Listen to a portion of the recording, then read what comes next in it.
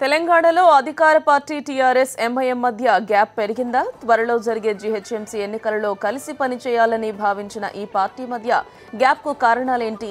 కేసీఆర్ ప్రభుత్వంపై ఓవైసీకి కోపం ఎందుకొచ్చింది?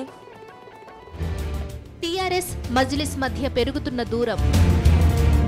దూరాన్ని మరింత పెంచిన వికారుద్దీన్ ఎన్కౌంటర్, ఆలేరు ఎన్కౌంటర్ పై భగ్గుమన్న మజ్లిస్.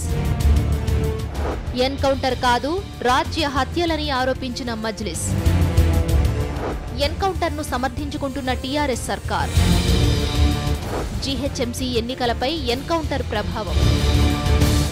తెలంగాణ అధికార పార్టీ టీఆర్ఎస్ మిత్రపక్షం మజ్లిస్ మధ్య మిత్రభేదం పొడచూపుతోంది. జీహెచ్ఎంసీ ఎన్నికల వ్యవహారంపై ఇప్పటికీ రెండు పార్టీలు ఎడమొహం పెడమొహంగా ఉన్నాయి. తాజాగా వరంగల్ జిల్లాలో జరిగిన ఎన్కౌంటర్ ఈ దూరాన్ని మరింత పెంచింది. ఎన్కౌంటర్ పై మజ్లిస్ చాలా తీవ్రంగా స్పందించింది.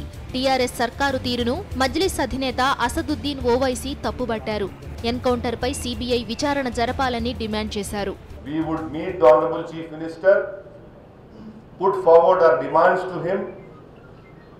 We will also meet the Honorable Governor and we will see what the response of the government would be.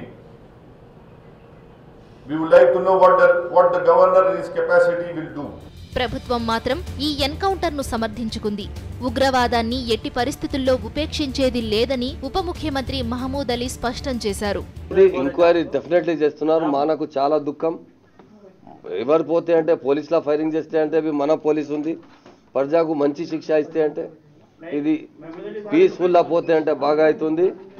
ఎవరు ఉన్నారు అంటే పీస్లో శిక్ష ఇస్తున్నారు.